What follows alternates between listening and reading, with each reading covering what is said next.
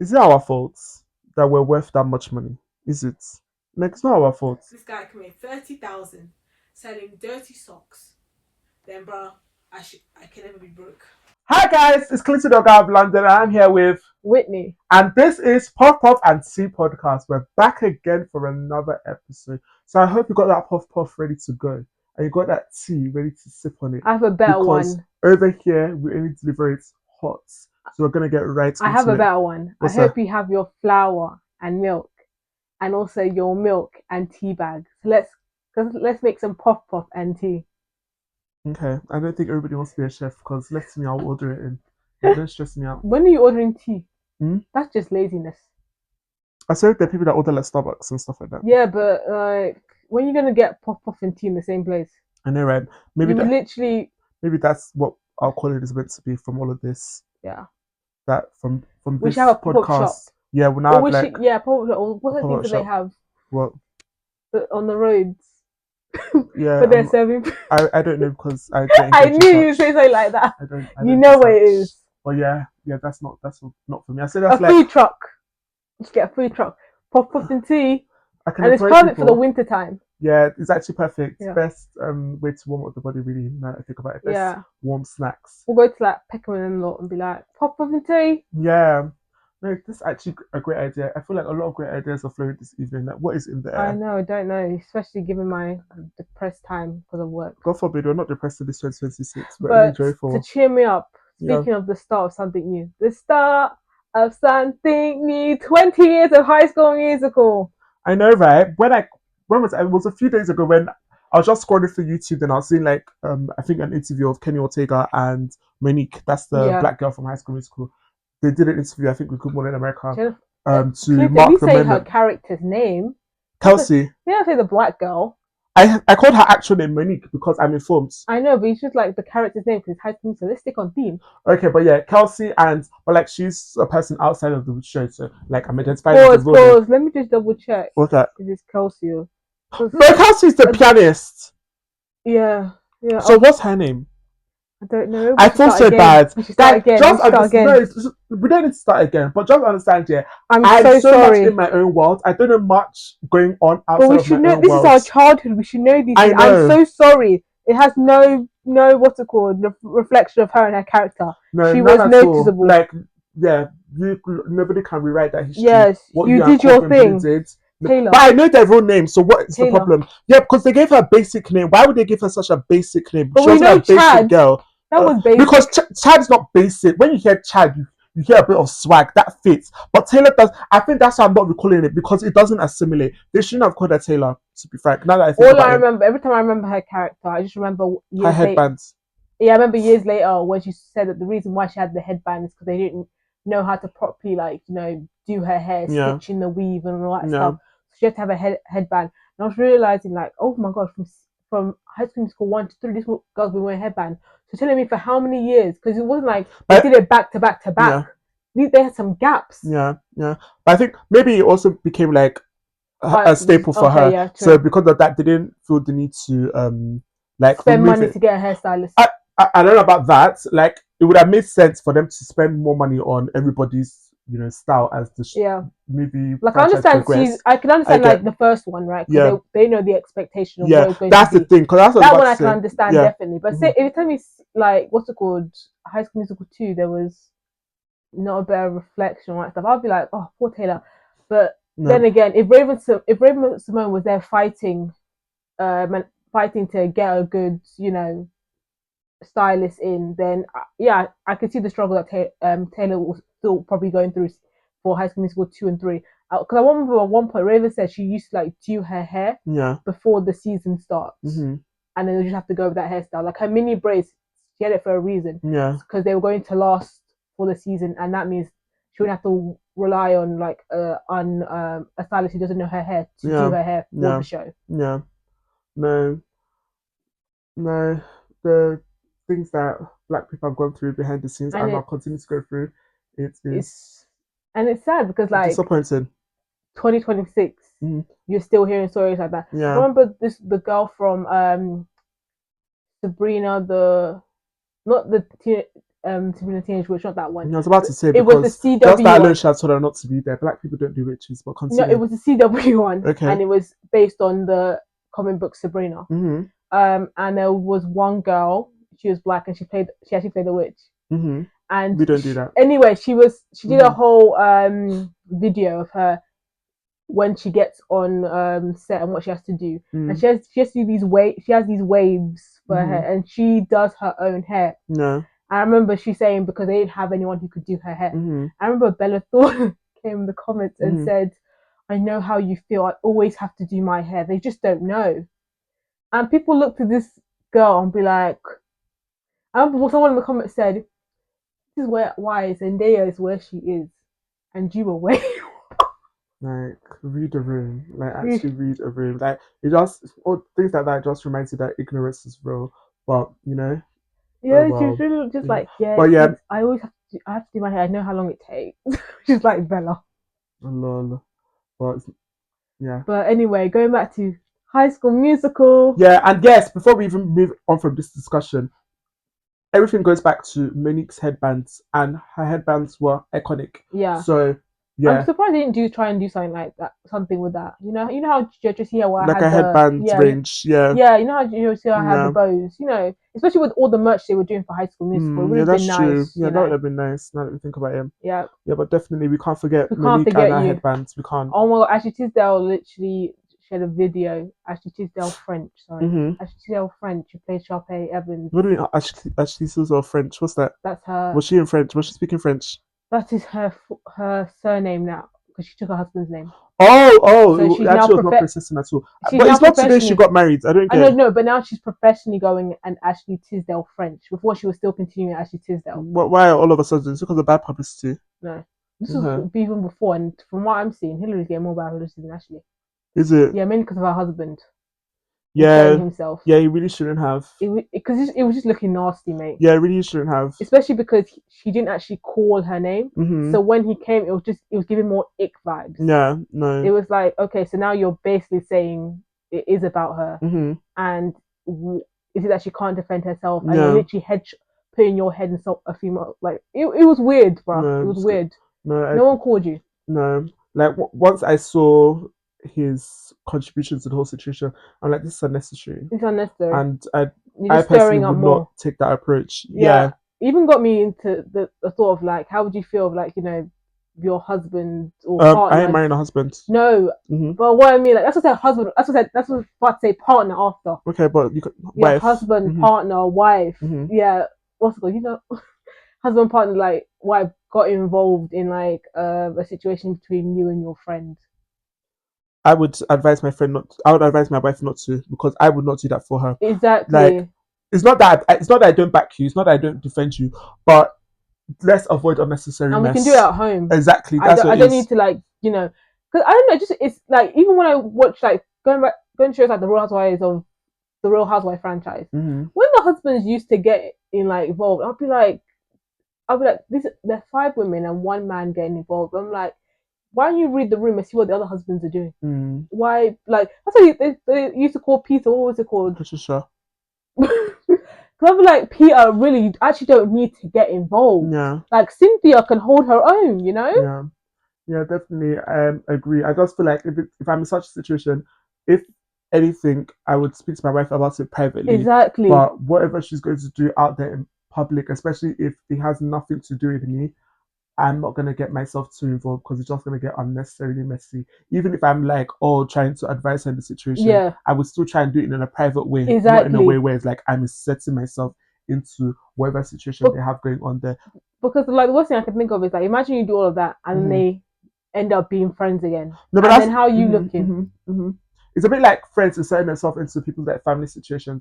It never ends well. And I would advise everybody, don't ever insert yourself into people's family. Even if they're like, you know, talking about the situation, just listen. I'm telling you, literally just listen. Remain on mute. When it's all done, just tell them, okay. That's it. What's it called? I hear you. Yes, I hear you. I keep it pushing. But don't ever contribute to positive, negative. Dude, I think that's the worst ever thing. Contribute to somebody else's family situation. I think that's what, especially like, imagine like they're having the actual argument and you insert yourself, bro. Nah, don't you ever. You probably will never be invited to another family event. Don't you ever. It will never end well for you. It will never. Never. So just respect yourself and recognize this ain't my business. So I'm going to leave you guys figure it out. To the left. Yeah, this ain't my business. So just leave it to them. But back to High School Musical for the third time. Yeah, High School Congratulations. No, congrats. Yeah. I remember that day when I first realized, it's 20 years. I was just like going down a rabbit hole of like High School Musical content. I was just like, oh my God. Like, it really took me back to such an innocent time. Yeah. Like, that whole Disney Channel era, such an innocent time. I was just like, wow, like, these are the things that were our priorities. These are the things that used to just like bring us joy. Now we're looking rushing home on Friday and like, waiting on the school gates, being like, Dad, hurry up and pick me. Dad, we don't have time for you to chat with the other parents. No. We need to like get home, like get off our uniforms, put it in the basket, and prepare our meal. And because that during that time we couldn't, we had to like sit on the table, all together and eat. Yeah. So like hurry up and have our meal, and then come to the sitting room and watch the show with the lights off, of course. Lol. No, but yeah, it just really reminded me of a more simpler time. It's just as simple as that, simpler time, and how such things just used to bring us joy, and we did not think there was anything else exactly that was important. That was it. I'm telling you, you just sleep happy. I'm telling you, just sleep happy, knowing that this has happened. This show, this movie has come out, that kind of thing.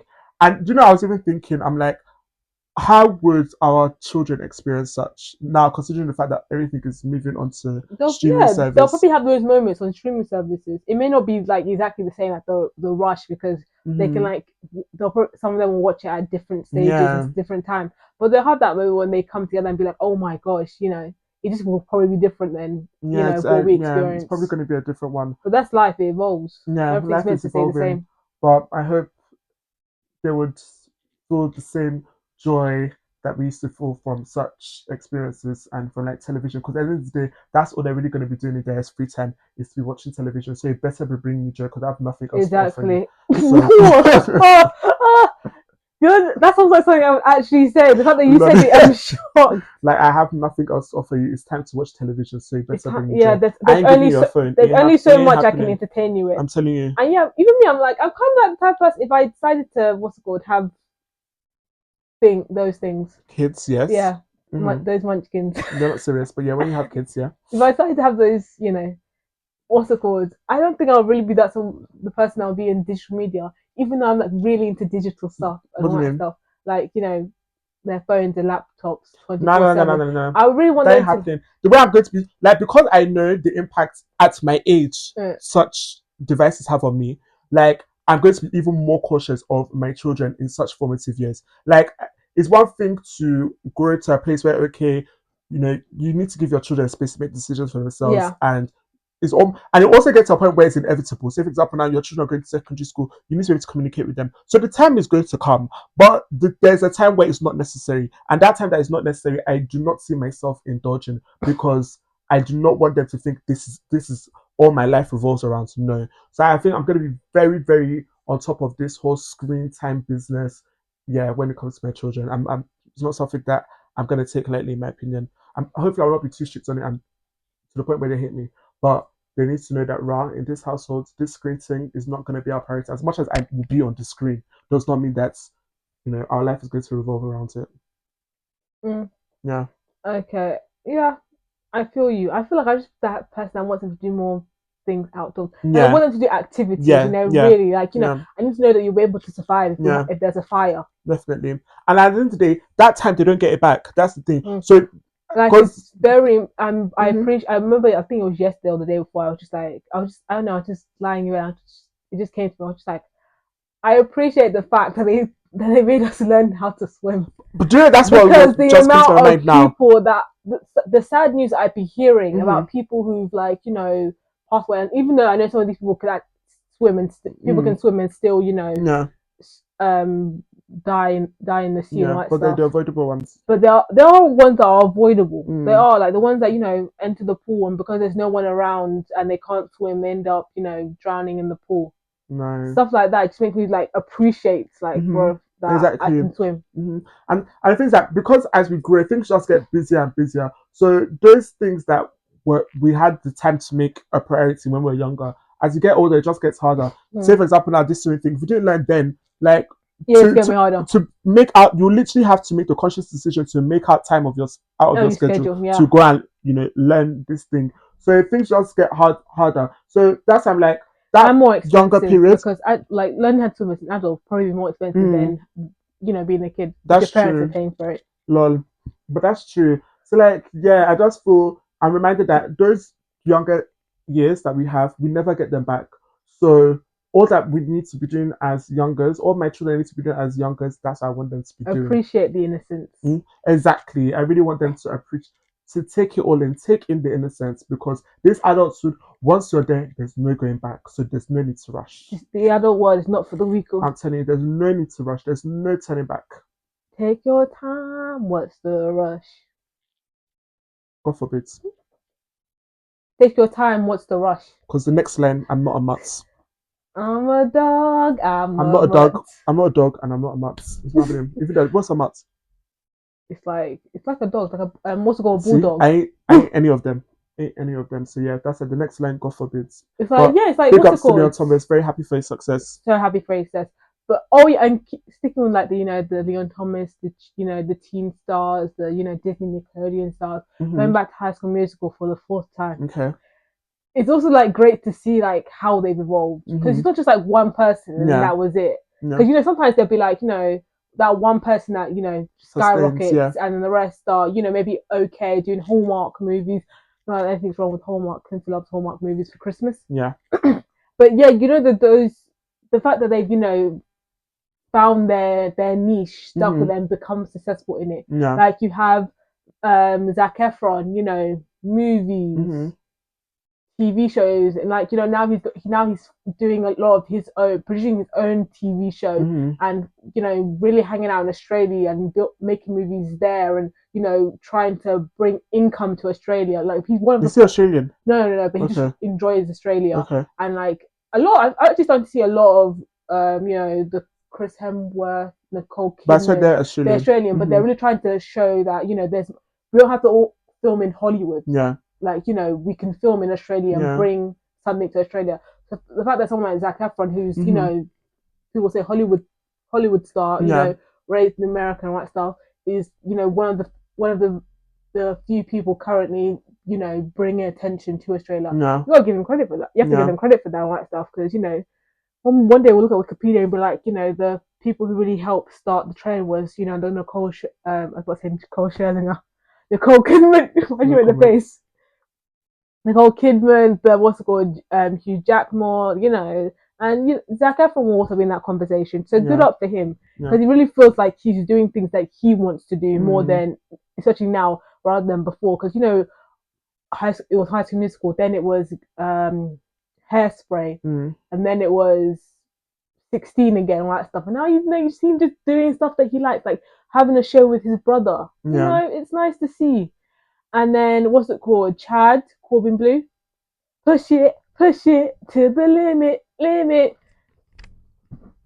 bada swing.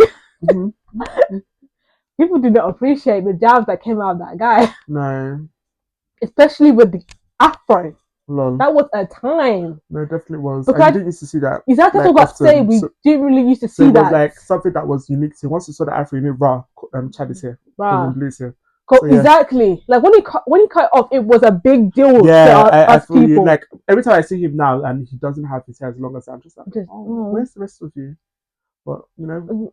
You have to accept grow. Yeah. But he's really like cemented himself in theatre. Okay. So good for him.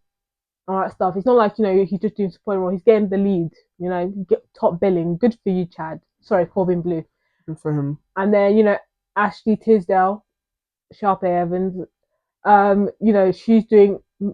She started off, we knew her like before, because she was on the Sweet Life of Zack and Cody, and then you see her from the Sweet Life of Cody to High School Musical, and then Phineas and Ferb. Then she gets her own Sharpay's Fabulous Adventure, and let us not forget that girl also had her own hits, not just on the Disney show, but also outside of it. She had hits.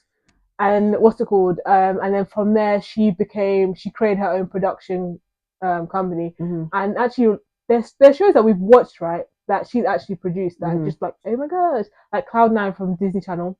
She produced Young and Hungry, which is what helped Emily Osment from Hannah Montana be seen as a lead actress after being seen as a lead actress. That really helped. Yeah, I watched that show for 2010. It was nice. And introduced the ABC people to Elizabeth Perry to now be able to do the things that she's continuing to do with the ABC/Freeform. Picture This, also that was on ABC and slash Freeform, and she also has others. I just can't remember all of them, but I have watched her stuff. Yeah. So now that you mentioned it, I've watched at least one. I've watched like 3 or 4 that I know that she's done. So good for her. And now she's started her own, not started, but she's expanding the brand like Freshie, which is a wellness brand that's now evolved into also perfumes, lip balm. You can see her all on Target. You can see all her products in Target. She's now expanding also into interior decor. Sorry, like the girl is building. Like I've been seeing her wellness things. Like, you know, people really go into her wellness retreats and that stuff. So good for you, Ashley. And she has 2 kids. Great for her. And then Vanessa Hudgens, she just welcomed her 2nd child. Congrats to you. Congrats. Like, we see her on, Bad Boys for Life. She's done, what was it, Grease, where she got nominated for, I believe, was it an Emmy or something? I'm not really sure, but you got nominated for a big award for your part. So, congrats to all these people that have just like continued to evolve after High School Musical. And Kenny Ortega. Yeah. Like, also, we can't forget you, man. You were part of our childhood. You were the good, better Dan Schneider. I don't think it wants to be compared, but sorry, but like what's it called? No, but it's they nice had their people. Yeah. Like Nickelodeon had Dan Schneider that gave them the hits, and then Disney had Kenny. Because the fact that like, he's done High School Musical, Descendants. I didn't even realize that until that interview that I watched. That he was also behind Descendants. I was like, wow, this guy really knows his work. I like the one that I actually came to realize it when Cameron Boyce passed away, and then he did this tribute and showed the audition and the rehearsals of when he was in Descendant, and like the fact that he always remembers Cameron is just so nice. And the stars that he's helped, like evolve, like giving them parts, and now see how their career has ended up. So good on for Kenny. Also, Teen Beach Movie. No, it's always nice to see like good people. Do well. Well, at least from what we've seen, he seems to be a good man, and we have not heard otherwise. And especially, you can only support that and appreciate that. And what's good, you also have to realize High School Musical was his, baby. Not his, like he was blackballed for some time before High School Musical, right? Because there was this big artist, I cannot remember his name. I'm sorry, but I was reading up about it now. Also, I was reading up about it. He was, I think, the 80s, if I'm not mistaken. He was an 80s artist or that stuff. And he had his first album did great, I believe. And I think it was his 2nd album, the first single. They were looking for directors to film a music video, but also provide content on what the film was the music video was going to be. So Kenny, they gave it the opportunity to Kenny. And it was very poor and deterred the artist. Kenny ain't Jesus. And deterred the artist fan base. Like people say that it literally ended the guy's career. So a lot of people didn't want to work with Kenny after that. Oh no. So now the fact that now after all those years he came with High School Musical and so good on you. Yeah, but well done to them. And High School Musical is unmatched. It's just as simple as that. Unmatched. Just a beautiful time, to say the least. A beautiful time. But are you ready to move forward, or we're still going to come back to High School Musical? No, it's for years it's unmatched. What do you mean? It's there with Cheetah Girls. Like Whitney Houston produced the Cheetah Girls. The music that came from the Cheetah Girls still reflected today. Like Cinderella, if you hear those lyrics, they still apply till today. That song could still be released today, and it will still be a hit because the message still means something. Yeah. I'm only no Cinderella. Do you know, honestly, I completely hear you, but I'm not gonna lie to you. I feel like that era of Disney Channel, I cannot even compare anything. I feel like everything could stand solidly on their own. But I think that's because that was like the first of original movies that really. Yeah, that was like the first like. What do you mean? High School Musical was like one of the first originals that we remember. So maybe that's why we put it such a high pedestal. No, but the thing is that I also put Cheetah Girls on a high pedestal, but I don't think to compare the two because I just feel like they're two separate entities. I don't think they're the same thing, but they solidly stand on their own. It's not to say one is better than the other. So that's why I'm just like, it's a match. And I can say the same thing for Cheetah Girls. That two is a match. No, I can't. What I'm saying is I can't say that High School Musicals are matched because I had the Cheetah Girls. I'm not saying the Cheetah Girls is better than High School Musical. I just can't say that's top notch. That is the ultimate, you know. Oh, I'm not saying it's the ultimate, but that's what I'm saying. I just feel like a lot of movies and even shows from that period are unmatched. I feel like they're all on that top level, and everybody else is trying to get to that level. In my opinion, I remember on the bus. That's an unmatched era. That's what it is. On the bus in secondary school, if you see the way we were on that bus with my black book, trying to figure out who was like number one. To tell us why it took us 5 days. Lol, no, that's what I'm saying. I wouldn't bother having such a conversation. We still couldn't have it. We still couldn't finish it. Yeah, I wouldn't bother having such a conversation. It just kept going, kept changing. It was just like all of them can stand on their own. All of them. Yeah. So that's why that whole era is unmatched. That's dude, if you can sell out tickets for your movie, and if you can have a concert based on a movie, so that's how you know. No, that's wild. That is wild. Like the star power that era has is wild. Like when you really deep it, it's wild. But you know, well done to them. Good for them. Oh, I'm surprised Teenage Beach Movie didn't really have that, like the concert thing, because they got good, like, huge ratings. Like where we saw High School Musical, people around that time, that's how they saw Teen Beach Movie. Yeah, I was about to say, but I think by that time I was phasing out of. No, I'm not saying us, but I'm just saying how we feel about High School Musical. Some people around that Teen Beach Movie era would say that was their thing, and the merch was also, they also had the merch that was just. So I'm surprised they didn't have the content thing, but I can also see Ross Lynch saying, "I have my band R5, so I'm not sure how this is going to work." Lol, no, all the time Disney Channel. I miss you. And some days I just feel like I just wish it was still. It was still on the TV. Exactly. Just put it on and have it on. Another thing about Teen Beach Movie, they also had their own Afro kid. Was he not a backup dancer? He had lines, Clinton.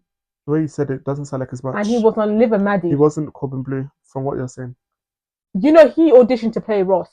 Sorry, he auditioned to play the lead. And they said that, you know, you have a beautiful voice. Corbin. No. Okay. On TV, she's like, you have a beautiful voice. We really like, you know, your singing, your dancing, and all that stuff. And we will love you in the movie. And they gave him 2 lines. No, he had more than 2 lines. Yeah. But I'm just saying, he auditioned and he was like, he's actually a good singer. And what's it called? A good actor. It's just that he didn't have the star power compared to Ross Lynch because he had Os and Ali. Yeah. So that's why they gave it to Ross, and they said that we still want you to be in this movie. And they gave him that, I believe. That's nice. That's how it starts. Yeah, that's how it starts. Everything is part of the journey, man. It's like the girl from everybody's Camp journey Rock. is different. Which girl from Camp Rock? Alison Stone. Yeah, what about her? She auditioned for Mitchie.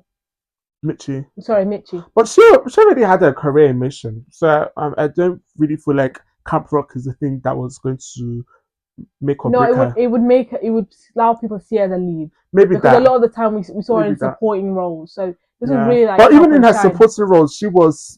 I know, but I'm just saying, like, it's not as if she was like a forgettable supporting. But see what Camp Rock helped with Demi, do to Demi, gave her own show. That could have been Alison. Yeah, it allowed people to see. But can Alison sing like that? Yeah. Okay. Or like Demi. No, like does she have like such vocal ability? She can sing. Okay. I didn't know that about her. I know her more for dancing. Yeah. So it was Alison, and Alison auditioned, and they offered the role to Selena, but Selena Gomez said no. Then Demi came with her voice, and they're like, "Whoa." Lol. No. Oh well, they're all doing their thing. Yeah, they're all doing their thing. That's what matters. Everything works out. Yes. Of both worlds. Anyway, moving on. Yeah. What's it called? Have you been like? I know sometimes you're on it. Sometimes you're using social media. Sometimes you're not. So have you been hearing the 6 pages from Brooklyn that he posted on his Instagram? It's been getting some mixed reviews from the USA to the UK. Everyone is talking about this.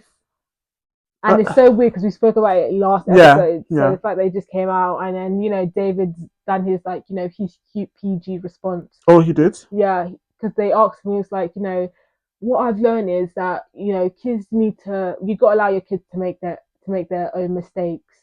It's gonna help them in the future. Through and the way he linked it to the UNIC, I believe that. The heck, UNICEF, sorry. How? Charity.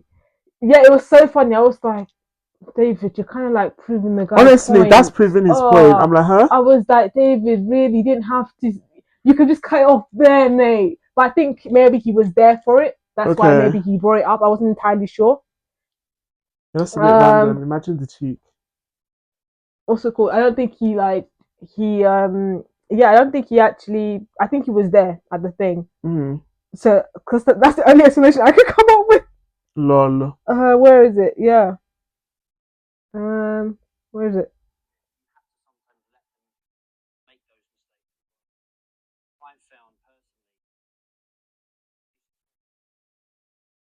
I think he's trying to bring the conversation back to what he's there to do. Yeah, I think so. I didn't know what event he was. Oh, well, he's speaking at the World Economy. Well, it's not but it's still about the world. Yeah. So yeah, I can see what's it called. Give him media training. He's like, let's bring this back to what we're let's bring it back. Yeah, we're not here for that. Yeah. So that's the only possible explanation for that. Yeah, that's what I'm here for that. But yeah, I did see Brooklyn's. Did you read the post. 6-page? Yeah, I read them. This I vaguely read it this morning because it was like as I woke up and then finished doing my morning routine, then I was just like on my phone and it just came across my phone. So I was just like, what is going on now? So when I now looked at it, I was just like, oh, this is very like those people. Yeah, I don't hear much from them. They're people that I see more in picture than I hear of them. I truly thought I would never hear the reasoning for this thing. Yeah, I really thought. Yeah, same here. So to hear from one of them is like, is this even real? Like, what is going on here? Then to now like see the whole explanation of everything. I don't know. I don't know how to feel. I don't want to negate anybody's experience. At the end of the day, I ain't there. It ain't my family. But I hear why people have mixed responses to it. Some things seem a bit irrational, and it just is like, even if you got to that place that you're saying you lot got to, how did we get there? Because based off of his points, it seems as if like these lot just switched up on him, that kind of thing. And I don't know, it doesn't sound normal, but I ain't in your family. Maybe your family ain't normal. I don't know you lot. But I'm just saying it doesn't sound normal. Just some things just sound a bit irrational when you're reading it. And it just makes you think that, okay, is there more to the story than what you're just telling us? And are you just painting the story out to make yourself look good? You have to realize, like, with I think we come to realize as we grow up that when we're like, when we're involved in stuff like that, like these arguments stuff, we only see it from like our point of view. We don't really see the other person, so we can only speak on our story. So yeah, this is how he probably must feel and think that these are the reasons that have led up to this thing. His parents would be like, in our opinion, this is what led up to, this is what has caused our rift and all that stuff. So this is just probably, again, there's two sides to the story. Yeah, it really is. And then what's it called, just going into like what he said in regards to his mum dancing inappropriately. Now, what does that mean? Apparently she was grinding on him. But there are weird families like that. But, I was actually thinking they're actually weird, not in this family, but there are weird families like that. I would just like, in my head, I was just like, well, wasn't she a Spice Girl? Yeah. So and then part of me, I'm like, yeah, Victoria has this wild, part of her that the world saw. So I can see her like, I can even see her like possibly like, my son's wedding, I'm gonna have a bit of bubbly, and then just my song Mark Anthony's there playing, and I'm just coming, and I can actually see it, and my feet, I didn't, because like of the Spice Girl. If I didn't know Victoria Beckham was Spice Girls, I'd be like, this does not sound like Victoria. This is not her. Yeah. Like this is she's out of her element. Why would she do this and all that stuff? But because of that, and like no, you have to realize the Spice Girl had Mel B. What's it called? Wow, why am I forgetting these people's names? Mel C. But what was the other? Ginger Spice. Ginger Spice. she had Jerry.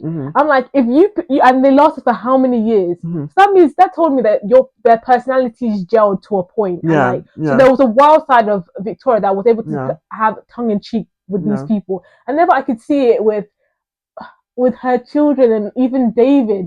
Because like even David, the way he describes their interaction, like you know, like I swear David said she pinched my butt one time. But I feel like even over the years of her being in the spotlight and me being aware of her presence, I feel like we've seen and heard glimpses of these like kind of behaviors. That's why it's like it's a bit shocking for maybe her child to consider it as inappropriate. So that's how I'm like, what do you mean by it's inappropriate? But I can see it from the point of view, like, you know, you're taking away attention, or even like, you know, my new family are seeing this and they don't know you like that. So I can see him like being embarrassed her like that. I know they should, but I can see him embarrassed saying, "Oh my gosh, like my father-in-law is," but this and he's is a billionaire, so he's probably like, you know, prestige and all that stuff. Nobody gives a heck. No, I'm saying that's how you could have seen it. But this is probably, if that is the case, that could feed into their feelings towards, you know, their distance to whatever he has going on. Because like, why are you trying to conform to, you know, this your new family per se? Marriage is meant to be a joining of families. That's what, like, at the end of the day, these two families are not the same. But the fact that these two children have come together, these two families should be able to, you know, accept one another and support one another, and they should not be trying to change for one another, because it's never going to work like that. You guys are never going to be real. Nothing of substance is going to come out from all of this. So if that is his feelings towards it, like, that's your insecurity. I don't know whether you've never seen money like that before, and for somebody that came from the family that you came from, one would think that you would have a bit more, you know, awareness of how money moves. It's not that deep. He's a billionaire. Okay, it's not that. So I'm not having that. Yeah, I'm just saying that father-in-law may not appreciate that. Maybe that's how I don't give a heck. I don't give a heck. And also, until I see the video, I don't know what you mean by inappropriate. Because all I'm hearing is a DJ who's saying that she was inappropriate. He was like, you know, grinding and twerking on the kid. I'm just like, there are weird families like that, and I'm just like, DJ, like, bro, keep quiet. Yeah, this is how you're probably never going to get invited to another thing like this. Yeah, if you're opening your gob like that. Yeah, because those even a mention of a DJ. They actually said Mark Anthony specifically. See, and even random notes like that is also like they were just like random things about it was like when he was like saying Mark Anthony and dropping names. Yeah, he was just like Mark Anthony, our 500. Nobody asked. Yeah, it was just nobody asked about your 500 guests. I felt the same way. Just little things like that are just a bit, you know, eyebrow raises. Like that wasn't necessary. If we're here to address your issues to your parents, why are you mentioning all this and like listen to details? And yet again, it's feeding into this narrative of like, oh, like you're so gassed by the family that you're coming into that maybe he's even like maybe what you're saying is true, that he's embarrassed of where he's coming from and that kind of thing. And if I was him, I do not see why I would be embarrassed. Like exactly, like even this, I do not know. But then I know what goes behind closed doors. Yeah, nobody knows what's going on behind closed doors. But looking into it, like I didn't know his wife until they were getting married. Her from Transformers. I did not. And even this so-called billionaire family that she's coming from is only because of this marriage now. Oh yeah, I didn't know that she came from like money like that. I knew her from because she was. Let's say she was no, but she is an actress. She's on Transformers. I think that was her biggest role. Okay, but I didn't know all of this information. So that's the thing. Like all these, like when you're actually going to marriage, yeah, you should not be trying to dim yourself down for your spouse. To me, that is not aspirational. I would never want to put myself in such a situation, even if, you know, I'm married into a family that may be somewhat more affluent than mine. Like, okay, dude, but the fact is, dude, I can see this thing in so many ways. How this thing, like, I can see it like, oh, if that's the case, like, I can see it from, oh, maybe he was embarrassed. But I can also see like, you know, Victoria had, you know, playing tongue in cheek. But I can also see Victoria like, you know, being very emotional. My first son, my baby is getting married. He's leaving the nest, like proper leaving the nest, not just going to university in New York and coming back. He's leaving the nest, and then here's Mark Anthony with his beautiful voice, probably singing this beautiful song. And I just get away with he's just probably getting away with emotions and just, you know, puts her hands over him. I'm just saying, like, I don't know the full story, so I'm just seeing multiple versions of how this thing could go. Yeah, it's just I don't know. It's just a lot to take in. It's just a lot to take in, and I don't think it's as clear cut as people are trying to make it out to be. So yeah, because even other things like, okay, the whole dress situation, why would she just pull out at the last minute? I'm not saying it didn't happen, but why? Like things like that is like, okay, I get, you're upset in the result, but how did we get there? You can't just tell me that your mother just woke up one day and said, I'm not gonna make my new daughter-in-law's dress. That's hard for me to believe. How did we get there? And didn't she make the dress and then take the dress? I don't know. No, I'm trying to remember in the story. Did you say that she made the dress or she like took the dress? Because even now it's like, if she just like, you still go to your point. If you just took the dress, be like, huh? She took the time to make this whole dress designer and just take the dress. No, like I think it was saying something along the lines, at the 11th hour she just decided she's not going to make the dress. That kind of thing. Okay, why is it at the 11th hour? Your mother yet again decided that, oh, they're just not going to make the dress. Like the way he was speaking, you think that this guy, is giving royal family vibes. Do you know, a lot of people said he's Harry 2.0. No, I was hearing a lot of that, but it's giving that vibe. All this like, oh yeah, they just care about photo ops. This is that. And I can actually see that. No, I can see that. I can see that more with the royal family than actually the Beckhams. Yeah. Because, they are a photo op family. Yeah. So that's the thing. That one I can, I can see it, yeah. See it, like, especially when you realise that Harry was born to be a spare. So I can definitely see it. Yeah. That one I can see, because I feel like even last week I mentioned, I'm just like, oh, based off of what we see, they always seem to be united, that kind of things, they're always together. So yeah, I definitely see the photo. Oh yeah, she cancelled making her dress. Yeah, so I also see the photo op aspect of all of it, as somebody that has just been viewing the family over the years. But okay, I feel like we make sacrifices for family, so things like that is like, there has all these things. It still doesn't add up to how we have gotten to here, in my opinion. Like, she takes her the dress and still attends the wedding, doing all the there's some parts that are missing. There's definitely, and then even the signing away the rights to his name, even that part that caught me the most, because I'm just like, I need more content in regards to this, because is it in regards? I forgot about that. Yeah, because is it more? Because I was saying, like, considering the business point of view, it's like, I need more content in regards to this. So you're saying that they were saying, what do you mean, like, taking away the rights? Is that they will still have control of the Beckham name? You won't be able to use it for like brands and all that stuff, and your wife won't be able to use it for brands. So I can see it from a business point, if they say that, say for example, God forbid you guys get a divorce, and she still has the rights to your name to be able to use on the branding, that can.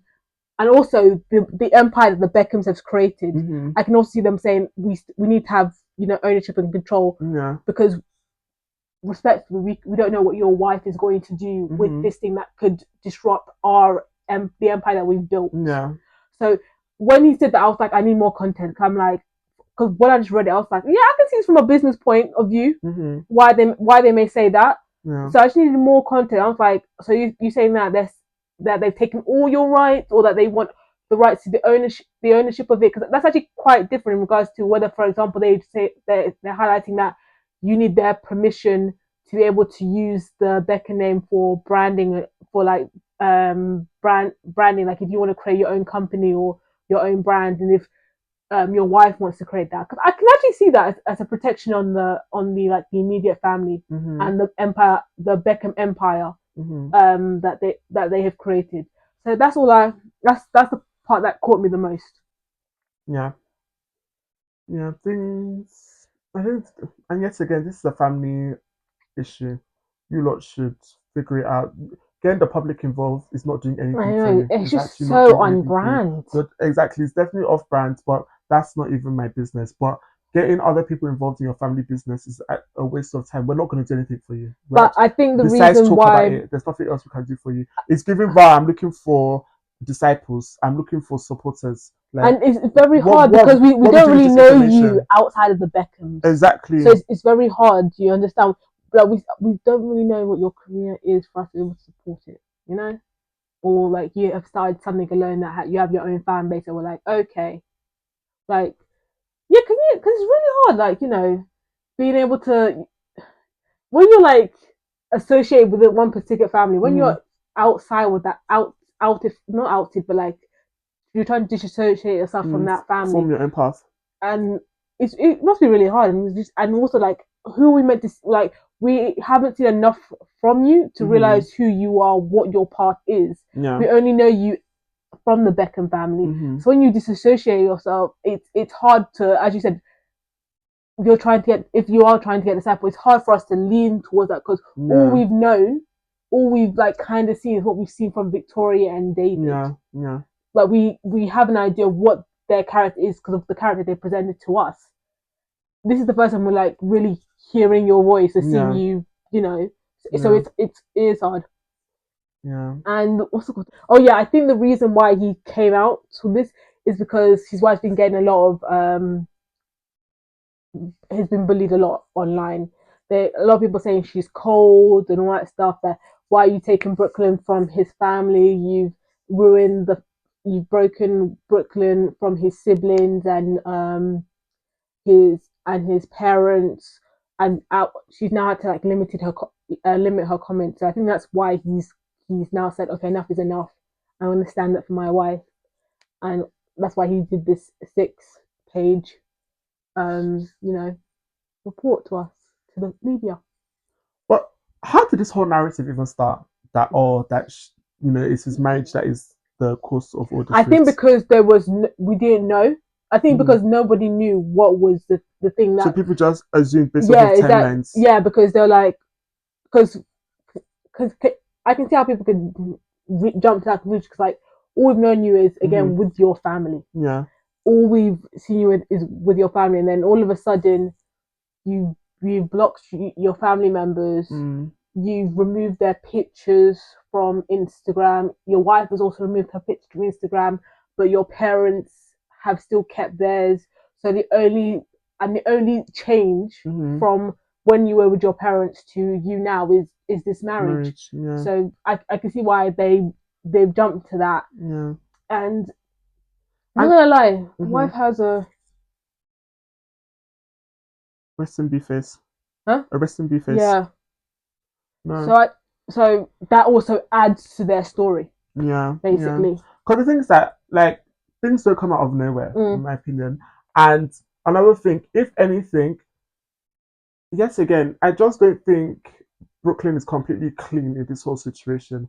Because if anything, at the end of the day, it's really your responsibility to really facilitate this adjustment of like your wife coming into this family, that kind of thing.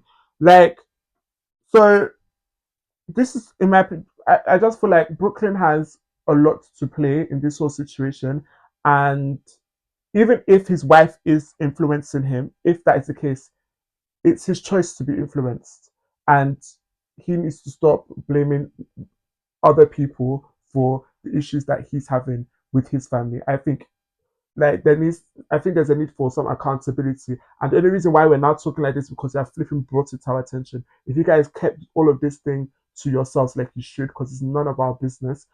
And another thing, like this social media thing you brought up, things like that, I've not gotten to that scale of attention yet. But as I am like this, I know social media ain't flipping real, so nobody can tell me about myself. Maybe it's even like ruined some deals for her. But yes, maybe that's why another reason he could have he's saying enough is enough. You know, you guys are painting my wife to be this thing, and he's also saying that they're controlling the narrative. So he may be thinking that you people are putting this in the media. Yeah, that's what he did mention. Okay, that. Yeah. So maybe that's another reason why he's coming out. I just think nobody. I think both parties or all parties in this situation have work to do to get to a better place, and it's not just a thing of, oh yeah, this party did everything wrong and I'm just the victim of all this wrong thing. Based off of all that I've seen so far, that is what I'm getting from this, and I just feel like these lot should concentrate on getting their family together. Like I do not see any reason why families should just remain divided for things based off of what you're saying, from things that we can work on and move forward on. Because if it is like you said, causing you all this, loss. Grief. Yeah, exactly. Causing you all this grief. Is it worth it? Is it actually worth it? Because it's giving off like I'm just trying to prove a point at this point. I'm just trying to prove that I can stand on my own. I've got a wife. Like, okay. And it's just like, what's it called? I can see the point of that. When you said that they've always controlled the narrative and tried to. I just said that. Him. Not about what he's saying. Yeah. He's saying that they've always tried to present. He's always tried present their image, create this positive, family, and do these family portraits and all that stuff. And I'm just like, I can see, maybe that's true. And maybe him getting married, it opened his eyes. Maybe his wife opened his eyes to realize that, what his parents are doing is wrong and all that stuff. But right, if that is the case, again, I don't think you need to actually bring this thing to social media. I think you continue with your life. You and the girl, and if it is bringing, if it is bringing bad publicity and making it harder for you and your wife to do your job, to do the things that you want, I don't think what you've done now is the way to go about it, or even helps the situation. Because now you've brought the story back in. You brought the story back. We'll probably know that your parents are unlikely going to say anything further, and then it just says, it kind of now says, look, Victoria and David aren't saying anything, because they're trying to protect their son. Why isn't he protecting them and keeping it in the family and all that stuff? So I don't think this actually helps. This will probably be like a news cycle for a week, and then after that, the paparazzi will be on top of you, really trying to figure out your every move and say, look, he's sad because of this and this. So it doesn't. No, it's really giving prodigal son. That's what it's really giving. But people were saying that that's what there's a mixed reaction, because some people will be like, all we have seen, and maybe you can say that that's part of the narrative that they highlight, that his parents are highlighting. But all we have seen, all we can really rely on is that the parents' narrative what we've seen is that your parents at every point has supported you in your different career paths, starting off with football, the photography, and helping you get a photography deal, and then also your modeling campaigns that you were able to do. So that's what I'm getting from the other side, saying all we've seen is that your parents have supported you in all your changes, and you trying to figure out what you want to do. So yeah. And I think another thing with family, and I think a lot of families can relate to this, is that family is also a very layered thing. Like, everything's not one way, because the way he's, maybe feeling a kind of way about his parents controlling the narrative, I can see from the point of view that yes, they need to have some control over the narrative. This was their career. Before you were born, they were somebody. So the public figure, so they're going to try to do everything they can to control it and make it positive rather than negative. I was thinking that look at someone like Beyonce. Yeah. You hardly hear negative. Well, that you hear negative, but a lot of the time, if we hear information about Beyonce, it's because Beyonce has brought that information to us. She's very good at controlling her narrative. And when you want to know something about me, I will tell you something about me. So I can see Victoria and David saying that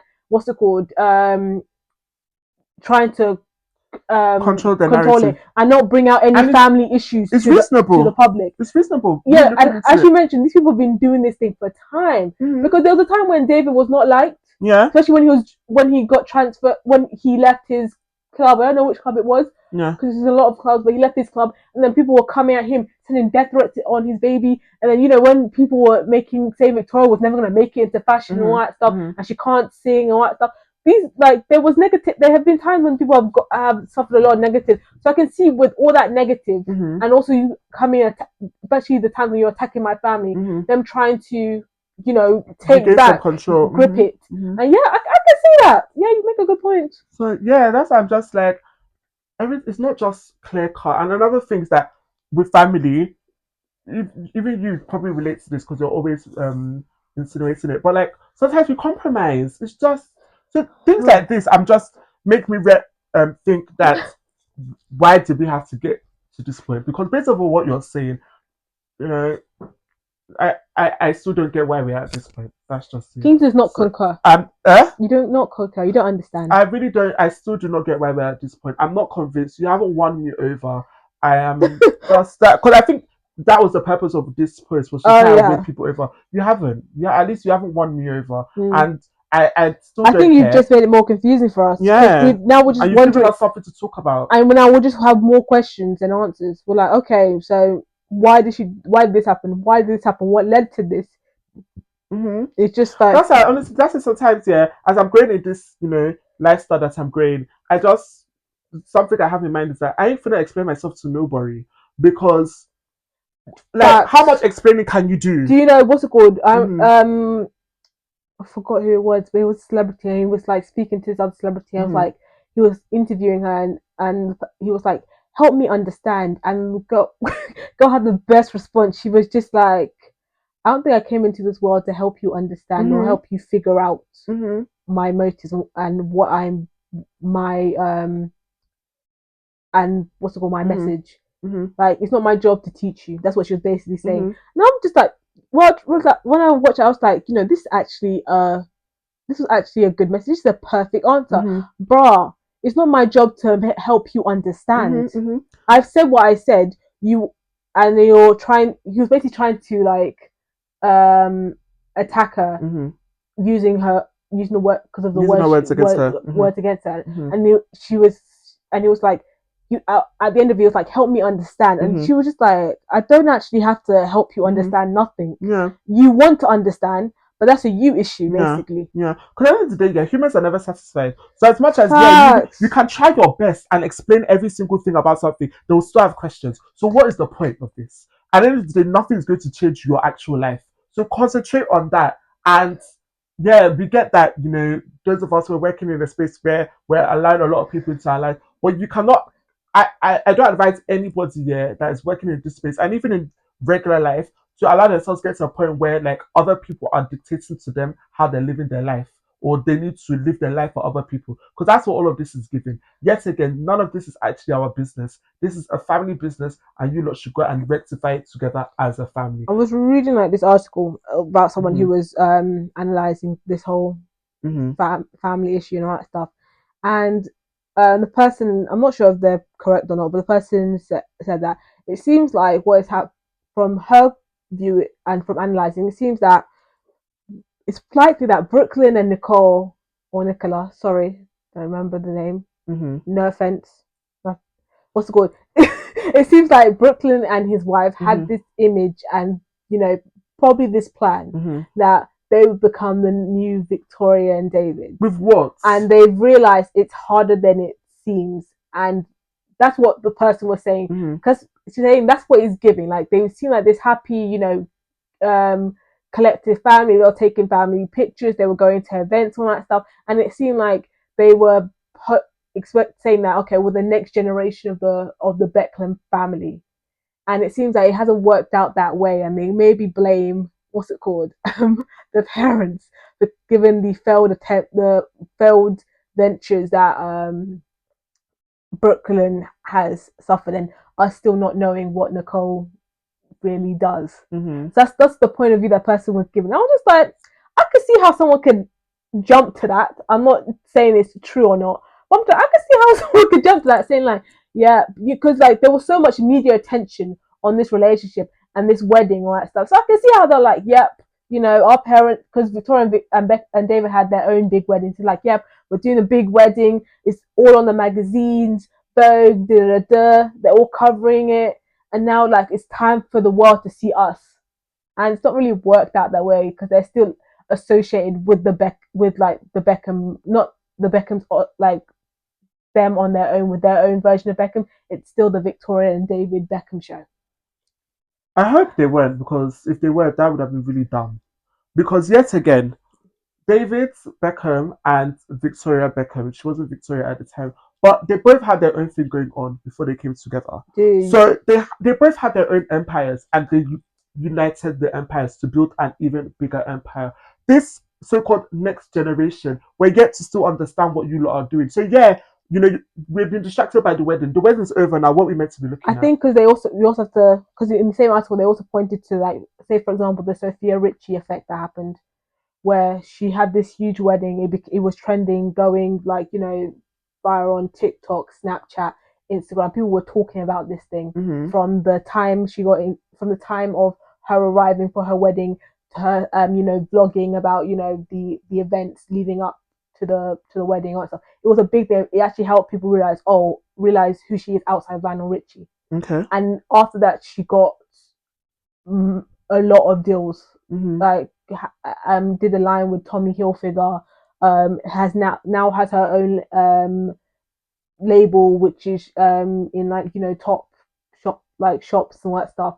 So I think that's also another reason why they thought maybe they thought like the wedding would like amplify them because of the whole what happened to Sophia Richie. But yet again, you're speaking about somebody that has, somewhat a bit of substance to them.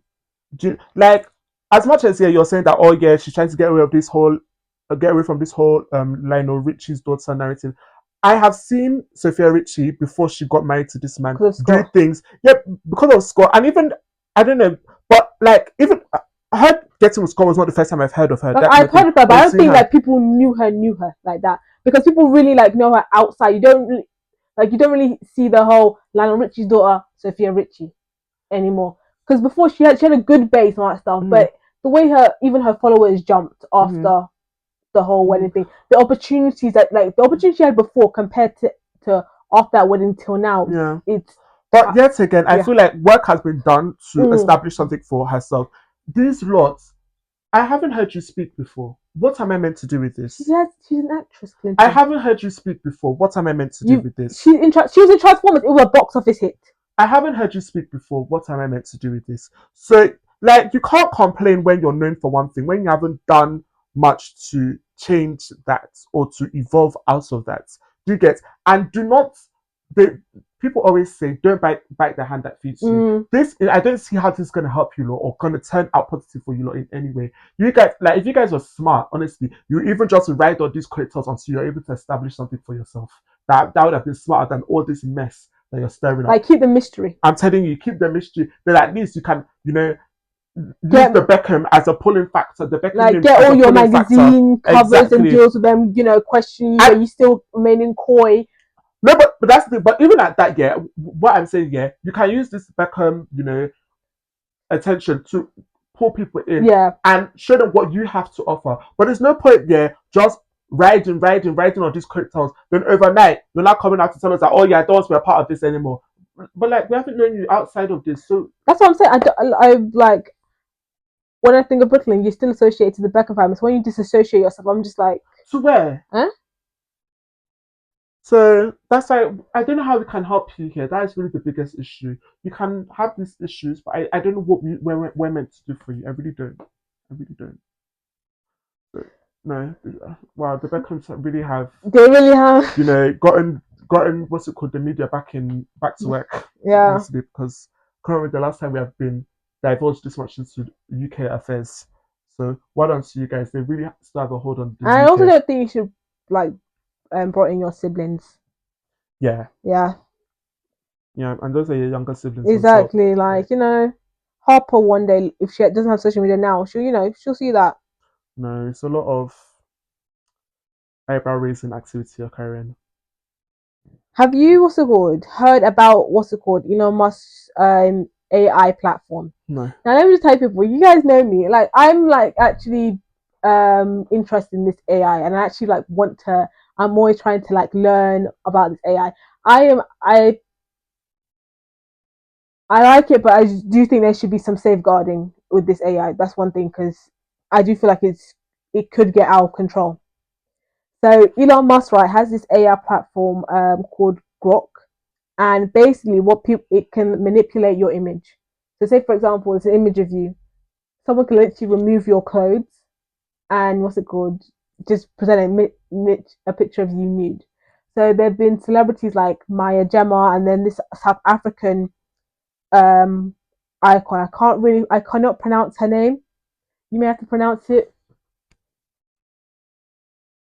Mihaly Ndamase or something like that. Yeah. Okay, M. Sorry. Yeah. She's also come out and she's basically fighting for ownership of her face because there have apparently been people that have been undressing her on using this platform, and the problem is just like, bro, I'm not even surprised because we don't really have laws with AI because it's so new and still evolving and developing that I can definitely see someone like Elon Musk who's saying, "Oh, no rules, and I'm good with AI. Try and do create something like this." I'm not saying that this tool was specifically used to be able to undress people. I don't think that was the reason for it. I just think because there's like no safeguards and all that stuff, he can create this thing and not have any like limits to it. So what do you think in regards to this? I think people like Elon Musk, all they think is with their account. Like they only think with numbers, and yeah, to him, anything that's going to boost his money, he's with it. Whether he's not thinking about all people's feelings or values or morals. He's just thinking about his account number. So that's why things like this, he probably doesn't care. But they're gonna affect people, and yeah, it's also making me think about dark money. Like there's a lot of money to be made from dark things. Yes. And these because they're so hungry for money, they're not gonna be afraid of getting their hands muddy in this dark world because they're here for the money. That's all they care about. Like, remember what's it called? There was a time when what's it called, that people were like sending ex's nudes to other people. Okay. And then there wasn't really laws or it, but there weren't really much laws in it. I remember the Black China situation that really helped amplify that. Oh no, there is a law, and we're going to start using this specific law to prevent people from doing this and making them think otherwise, because there are laws. Because a lot of people actually didn't know, so they would just allow this unfortunate, embarrassing incident to happen, and they would, and that would be that. And then it was really, because from the best of my ability, it was really the Black China thing that happened and they said revenge porn, and that thing stuck. Then after that, we just saw a floodgate of people saying, yes, this happened to me, this happened to me, this happened to me. And a reason why a lot of people, and it goes back to like, we didn't have that much laws, or we weren't aware of the laws, or the laws were, it hadn't come at a time when these things were happening. So people was like, as you said, doing these dark stuff. So my biggest concern is that something dramatic has to happen before you come and safeguard. Yeah. That's but that's the thing about going into business with people that think just money solely. It's money is the root of all evil. So facts. That's why I said I just want to be comfortable. I don't need to be. No, because I'm going to be stinking rich. There's no two ways about that. But my foundation ain't gonna change. Dude, I just want to be comfortable. I never want to have to rely paycheck to paycheck. I never want to have to be like, oh, I got to work to pay this thing. I want to live a comfortable life, because I remember I was listening to Mark. I forgot his surname. Zuckerberg. No. Okay. No. Mark from the Joe Budden podcast, and he said something along the lines of he doesn't believe that people need to be billionaires. It's not for everybody. It's for me. Doesn't believe everyone needs to be like, people need to be billionaires. He doesn't believe that they should be like, because that money, right, that you people are keeping, using it for yachts and boats, do you know it could actually change the whole economy of this, like the homeless. We will probably not have homeless people. And that's what he was basically explaining. And I'm just like, I can see his point. Like, do we really need billionaires and millionaires? You will need me, and I'm going to be a billionaire. do you really need this billionaire? Like, he was really saying, like, he was just basically saying, I don't want to be a billionaire. I don't choose to be a billionaire. I don't think there should be billionaires. Try. But they are, and I'm one of them. And but say, for example, if each one of those billionaires all just live comfortable lives, will they still be homeless? Will the tax? I don't know really about the tax, but could our tax be less than it is now? Just all I'm saying. But is it our fault that we're worth that much money? Is it? Like, it's not our fault. Who are we to reject it? We work hard. People know that they need to pay for our services, and we collect the rightful money for our services. Haiti could be in a better position. Nigeria could be in so much of a better position. But yet again, it is not us individual our faults that we are being paid for our services. Money is the root of all evil.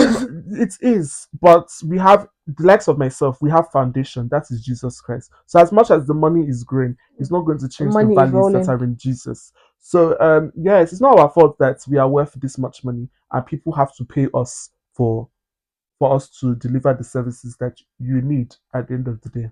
So it's not our fault, but definitely everything needs to be in balance. People, morals are very important. Values are very important, and yeah, with that, a lot of situations like this will not even be a discussion because it shouldn't be a discussion. Like it's disgusting behavior. It's absolutely disgusting behavior. Like no, it's not on. But no, when people are just supporting reckless activity, can you be shocked? Mm. Yeah, and sticking on Elon Musk, what's it called? There's something that he said back a few, I believe, few weeks ago, when he says that he's scared for white people, and the reason why he's scared for white people is because the minorities are becoming a majority, and he's saying that if the minorities become the majority and get in a higher position, they will do onto them what they will do unto them, we will do unto them what they did to us. Speaking of, you know, slavery and all that stuff. And I was listening to Funky Dineva, and I think he responded so well in regards to what Elon Musk did, and he said that tells us how much guilt you have for what you've done. That's showing your guilt. If you think that um that if you think that we're going to do unto you what you did to us, believe it or not, we ain't thinking about you guys like that. We just want, like, if you hear the things that we're asking for, we're not asking you to pass on the top. We're not asking you what's it called, that we want you here and we up here. All we are asking right is to be on the same level field. We are asking for no discrimination, for you not to decide on a role based on skin tone or gender. Seriously, that is all we are asking for. If you just think about that, that is all we are really asking for.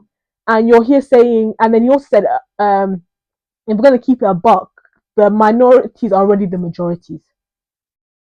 Because if you look at if you look at stats, the most dominating figure in ethnicity is biracials, and not just black and white, but people with mixed culture. So it's already started. It's already a large amount. So what you're saying is it is kind of already that that the minority become majority. They are already at the majority, and we're still asking for the same thing. So yeah. Any comments in regards to that? No, I think you summed it all well. I think you summed it all well. I like this. Yeah, I think it's been said. At least you guys are aware that you lot have been doing wrong. Exactly. Why would you be afraid of anything? And it's okay for you lot to be in a position of power, but it's not okay for anybody else to be in a position of power. That's what you lot are saying. It comes back to all this thing about equality. So you lot are very, very much aware that you lot use your whiteness to oppress other people, because that's the only thing you have over other people. Your flipping whiteness, nothing else. So yeah. And it just shows that you guys know what you did was wrong. The fact that you're saying, what's called, they'll do unto us. There's still wrong being done. Yeah, yes, you lot are what's it called, referring back to things that have been done time ago. Even up to now, there's still people that are exactly fear to these majorities, because these majorities are still running things over here. So, if you lot have been doing things correct, you should not be afraid of anything if the roles will reverse. So the fact that you lot are afraid means that you lot are aware that you lot are not doing things in a fair manner. If things are being done fairly, you guys wouldn't be worried. Will be getting along. Yeah, exactly. You would not be worried. Majority. It doesn't matter. Everybody will be treated fairly. So at least you guys are starting to out yourselves, that you're aware of what you're doing. You said it without even knowing you said it. I'm telling you.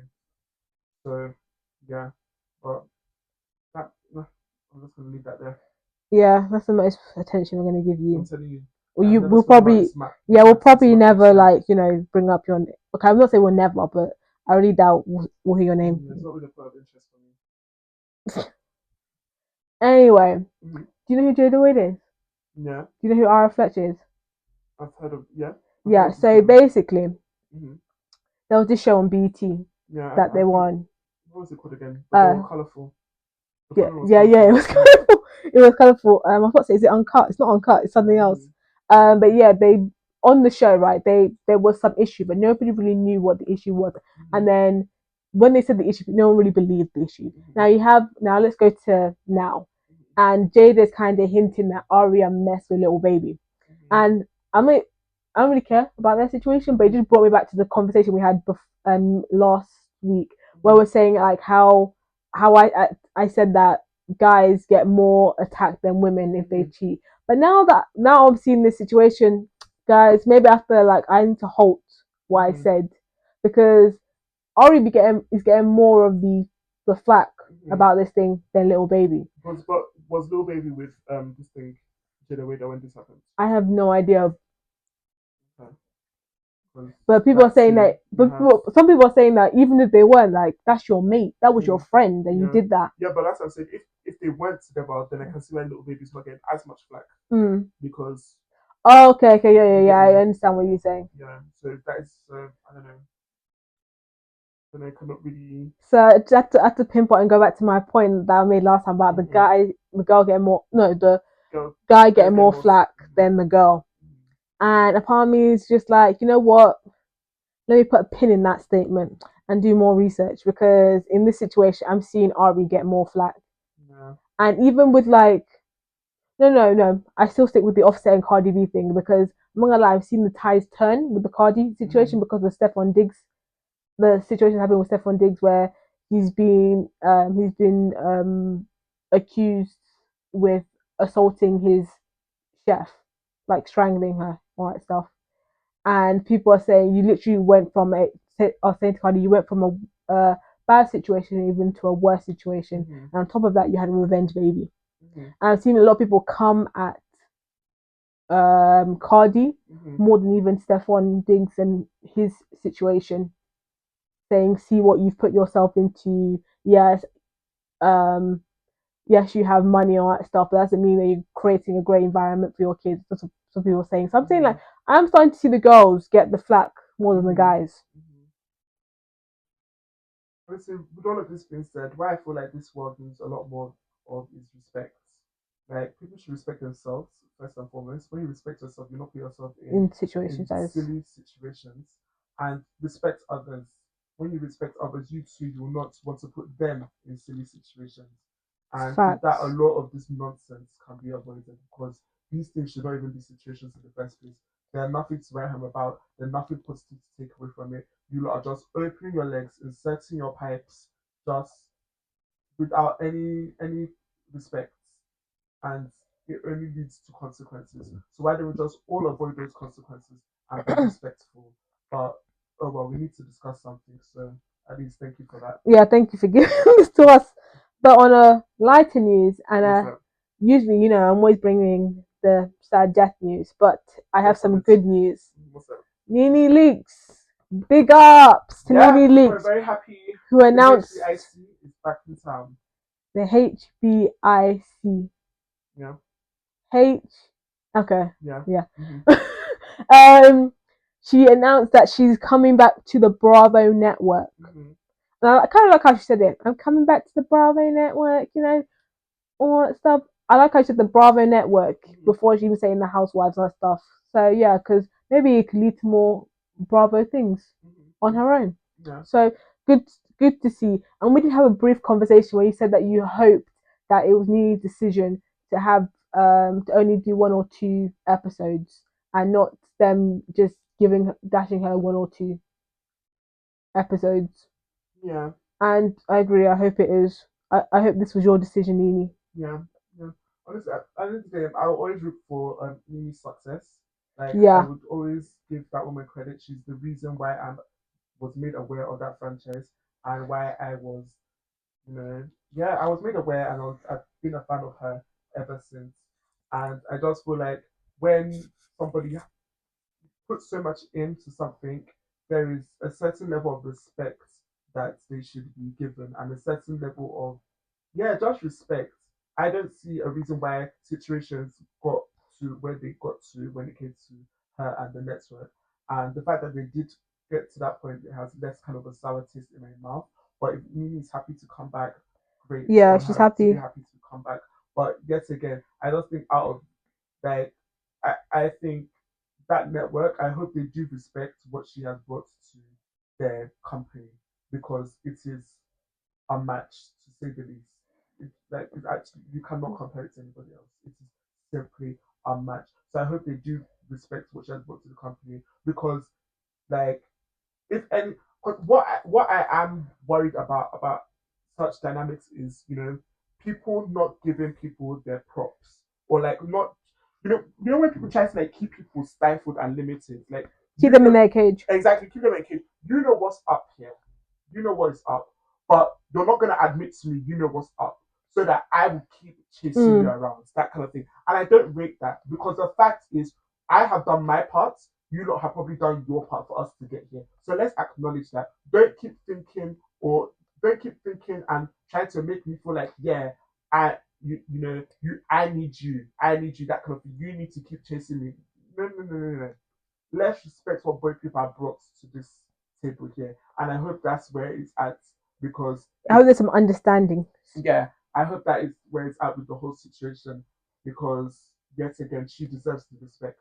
It's just as simple as that. And I will never stand for somebody being disrespected, especially when it comes to work that they are putting. So, because at the end of the day, I'll say again, this whole show that is going on is all lovely and all, but they know what they're doing, announcing her return alongside the announcement of, oh, the show, like the show's cast and the premise of it. Because at the end of the day, if she's playing maybe a more of a recurring role, that kind of thing, one would have thought, okay, you guys will announce your main cast members first, then slowly we'll be trickling out the guest appearances or the recurring roles are coming out. Because after no other recurring role has been confirmed. Yeah, but the main guests were already announced before Nini's thing. But I didn't hear anything like that Yeah. until Nini's name was mentioned. Yeah, it was already announced. It's only when Nini's name was mentioned. Yeah, Real Housewives Ultimate Girlship became a international. Yeah, I agree with that. An international competition. Even so like people like saying, doing. "Oh my gosh, they're filming, guys!" No, exactly. But I already knew that the cast before that. But yeah, you are right. I didn't know until Nini. But I do agree with the part. Like it became a news cycle. Not even a national. It has become an international news cycle. It became a news cycle when Nini. International. I will tell you again. I'm here in the UK, and I know it has reached us over here, and it goes to show this woman's impact. So, and the reason, like, I noticed that is the fact that so many people posted, "Oh, Nini's return," and also saying, "Oh my gosh, they're filming." And I was like, "This season been going on for how long?" We weren't really seeing like, "Oh my gosh, they're filming, guys." So it's giving me like you guys are trying to get a scene of Nini in the scene. You guys are trying to see, oh, is Nini in the scene? Let's get a shot of her. They say, "Oh my gosh, guys, we saw Nini in filming." That's what it's giving. Yeah. So yeah, I just hope with all of that people respect what the roles that they're playing in situations, and don't try and keep us in cage. Because I do also feel like if they are keeping her in a cage, to me it's down to one thing, and that is her skin tone. Because I don't see them doing it to everybody else. The only reason I like agree with that point is just the fact that the multiple different platforms they've given other castmates from different like franchises. Like I remember Brittany Frankel had her own show outside the Royal House. I think she even had like 2 or 3 with E art stuff. And yeah, the fact that she was able to do that, knowing that she's associated with the Bravo network, still able to do that, I'm just like other people wouldn't be able to like have done that. Like I'm not saying that she's basic, because the woman has like she started with being someone's nanny to creating an empire. Gotta give her credit. Like that is very impressive, and just to see her rise from how she was on the first season to how she is now, that is great. And also she said that she thinks Bravo is still her idea in regards to the Nini thing, because she like presented to them, let's have like an OG housewife trip and all that stuff. And it's not. But yeah, I know, right? But she's saying that she feels like they stole her idea now, given the news that Nini's returning. But yeah, going back to that, I'm just like, there have been opportunities that you've given to some people, right, who are quite basic, are quite bland. You've given them opportunities after opportunities, kept them on these shows, given them shows outside, and Miss Nini was just like, housewife. And the only way I was able to like reason with that was because I was like, you people need Nini. That was the only way I could because where Nini and Kim were meant to get their own show together. But maybe because of the argument thing, that's why the whole divide, that's why Kim got her own show. But even in that, why didn't Nini get her own show? And the only possible reasonable explanation I could think of was that, maybe because they know, we need Nini. And let's keep her on this show to keep, this show still running, still getting the ratings that it's getting. That's the only thing I could think of. Honestly, all of that, I'm not even too fussed about. That's a whole separate entity. Dude, I seriously think she should even if it was one or two, even if it was one series, I really think this woman should have gotten her own show, or even even a little talk show on Bravo that's 2 or a 30 minutes. I think she'd gotten something like The Housewife and also something else. Yeah, but she was doing a lot of things outside of. Yeah, she was doing Glee. She was doing Glee. Nobody else was doing at that time. So yeah, we'll give her that. But yeah, Nini has a lot of talents and potential. So she's definitely more than a housewife. It goes without saying. But yeah, that aside, what really I do not appreciate and really made me raise my eyebrows towards the way they're maybe treating me is just the whole way they went about her departure. I do not appreciate that, and I don't even remember it that much. I'm not in the like the whole or her getting to the point where she needed to sue, that kind of thing. Oh, okay. It will go down to them not giving her an opportunity to speak. You understand? Like, if you not respected what this woman brought to the table, you would give her the floor to speak about the way she's feeling and see how we can rectify it. At the end of the day, she's a black woman. If she's telling you this is the way she's feeling, I don't think a lot of you are in a position to tell her that, that's wrong. But it goes back to the Gabrielle Union situation that happened. When Gabrielle Union was saying that as a black woman, I see things differently the way you may see something or construe something. When she was saying some of the irrational things that were happening on the set of America's Got Talent. Yeah, is it not? Yeah. But, okay, I was confused with America's Top Model for some reason. Yeah, America's Got Talent. She was saying some of the racial racial discriminations that were happening there. And the first thing they do is, first of all, they don't really acknowledge it. First thing they do is get Terry Crews. Not Terry. Is it Terry Crews? The host. The host is Crews, right? Terry Crews. Yeah, to come out and say, Gabrielle's my sister, but I didn't experience any of that. Yeah. And I was just like, bro, do you even know what they did? Do you realize what you did and what you were being used for? You were being used to downplay her experience and saying that, she's being difficult or she's too sensitive. Look, Terry's been on the show I would say even longer and all that stuff, and he hasn't experienced all this. I'm just like, so it kind of goes back to say that I think goes to networks who don't have I think networks who don't have maybe I'm stretching it, the representation or diversity in their companies to be able to look out, acknowledge, or even know how to respond and acknowledge and how to consider what a black woman, a black person is telling you. Yeah, so that whole situation, it really made me raise my eyebrows, because this is somebody that has put in a lot of years into people's company, and for you to now just dismiss her as if she's a pest. I'm like, huh? Is everything okay? Like, nah. But one thing that it's left a salty now, but as far as she's happy. But you watch for Nini. Before I call. One thing that Nini can say is, I sued and still came back. Because I ain't seen any other housewife being able to do that, bro. It goes without saying, nobody can match what she has done for that franchise. Nobody, unless the future. But for now, nobody can match it.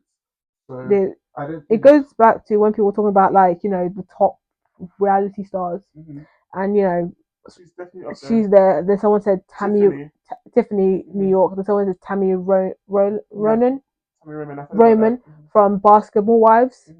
I wasn't there for the first season of Basketball Wives. I think was in Miami, so it was only later I got into the show. So I wasn't really able to experience the Tammy that they knew, because by the time I watched it, Tammy was calm and just smoking her cigarettes, saying, "I will not rise to your level." Yeah.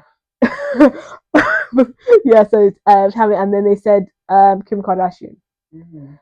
So I heard that, I was just like, I can get down with it. I can get down with it. Yeah. You know, person I could mind is Jocelyn. I know people have mentioned her before. Sure. What? Jocelyn Hernandez. Oh. I feel like people have mentioned her to be a top reality star. I was also thinking Paris Hilton. I wasn't really in that era, so I can't really tell. Because that was the first reality TV that came in a long time. That was presented before all these other shows. That's the only reason I think I would probably acknowledge the Paris Hilton there. I don't think a lot of people give her Paris and Nicole their due. Yeah, I've heard a lot of great things about it, but it was before my time, so I cannot really. It was before my time, but I'm just like, you guys were like one of the first that I hear about. Yeah. I don't know if there was other before. There was probably others before, but you're the first I heard about. Yeah. But yeah, what's it called? And you said that what's it called? Atlanta is the one that introduced you. I don't know. I can't remember, but I seriously think it was Beverly Hills. And then after from Beverly Hills, I heard a lot of people saying, "Man, New York is better. New York is better. New York is better." So I started watching New York, and I was just like, no. You know what I have to say about New York and Atlanta, right? They're two different shows. They're two different shows, and they cater to two different audiences. So I think that's why they've been able to both be successful in their fields. Because New York, right? These people, they're cute shady. Okay. They're shady, but it's not the type of one that'll punch someone like me. I'll probably won't even acknowledge it because it's that bland. But it's funny, and not like you're gonna remember it. Like, it hurt me, went through my heart. Yeah. That type of shade. And they're the type of people that can make who they can have an argument, right? And you just look at it and be like, what is the whole point of this argument? People are arguing over a drink and who got it first and who introduced it to who first. That's what people are arguing about. That's just an example. That's the type of argument I have, and people just be laughing. So that's why they cater to a specific audience, and Atlanta, right? They cater to their own audience. Their audience is what I don't think will ever mix together. So I think that's why they've been able to both of them equally have success of the same field in regards to ratings. I don't know about the current state of things. No, I'm not saying current state. Yeah, I'm talking about when they were both with and the cast that they had. Yeah, okay. The OGs that they had, they were getting top ratings, and I could see how, because maybe people who wouldn't like to watch Atlanta would go to New York, and people who don't really understand New York or care about New York go to Atlanta. So I think that they could pick between one or two. Okay, yeah, that makes sense. But as of now, no comments. But anyway, I've got clips. If you watch it, right, you will laugh most of the time. There's this one where do you know Ramona? I've heard of her. She's modeling, right, and this is how her eyes go. Yeah, it's funny. It's nothing that you ever take serious compared to the Atlanta one, where Sheree is ripping out Kim, trying to rip out Kim's hair. It doesn't reach that level. It's just funny. No, but yeah, it goes back to a conversation we're having recently. There is need for representation, so people have options. Yeah, they can go to the one that fits them. So the way I may not necessarily relate to it, but the way I need to see my people on screen, the way other people need to see themselves on screen. So that's why all these things are important. Represents.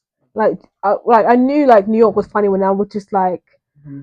Bro, I don't even want to be rich like you guys. No. You guys just funny. Everybody has their purpose. Guys, apologies for the change in audio. We've had to change our mics. So you may be experiencing a drop in audio levels, but doesn't change the standard of the conversation. So let's keep going. Mm-hmm. Okay, so what was I? Yeah. Here's the truth. Men don't want generic courses or fake gurus. They want real feedback from real women, and they'll pay $75 to $200 an hour for it. So I took what I was already doing for free and started getting paid for it. No courses, no websites, no marketing. I give advice on things like dating and relationships, style and wardrobe, confidence and self-image, how to talk to women, career advice from a female perspective. So, following all that you just read, what do you think about the idea of men going to women for coaching on how to talk to women, dress, self-confidence, all that stuff? And also, would you be a coach? I see nothing. Because I feel like you coach. Yeah, that's exactly what I was about to say. I don't see anything revolutionary. What has just been said here. I didn't see anything bad in it. I think it's smart, in my opinion. Like you've mentioned, I have a lot of, whether it be my female cousins or my female friends, they just naturally open up to me about relationship stuff that they're going through, and I will give my male point of view about things, and it probably helps their situation to consider things from a different point of view.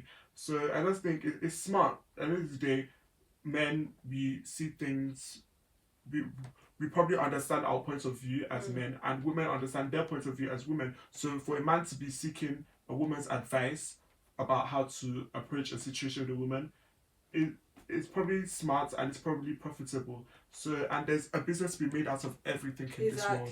So why not make a business out of it? I was having a discussion with somebody, because I was reading it up just now, like before this podcast started, and this guy was on Good Morning Britain, and he was talking about how he makes $300,000 a week selling socks, selling his socks. So he was in the Navy, and then he was kicked out of the Navy because they found he had an OnlyFans account, and in his OnlyFans account, what he does is he runs around. What he does is he has dirty socks, so he's probably like running around making it dirty, and people are watching, and people buy it, and then what's it called? That's how he gets his $30,000 a week. And when I read that, I was just like, bruh. Now, what's it called? Anytime that I'm feeling down on all that stuff, and I'm looking at my account, all I will say to myself is, there's no possibility that you can be broke, because this guy can make $30,000 selling dirty socks. Then, bruh, I can never be broke. Well, it's good to have morals, so that's what I would say to that. Everybody has their morals and their standards. Yeah, everybody has their morals. And their morals could be different. Yeah, mine may have just dropped. Well, mine remain where they are. Okay, but yeah, there's no word of a lie in saying there's money to be made out of everything, and especially like if you make something your niche, you make yourself the best in that specific thing, down to thread. Then you'll see yourself booming. So maybe that's what you should. You know how you're talking about your community thing. Maybe that's what you should start coaching. Maybe drop down here. The first 10 people get half price, or something like that. Let's see. Yeah, I'll teach you how to be an Oga. Let's see, but yeah, definitely this 2026 Ogaoflondon to the world, Clinton to the world. So let's see how we're gonna make that happen. With all this Oga talk, are you ready for Oga approval? See how I did it for you? Just well done.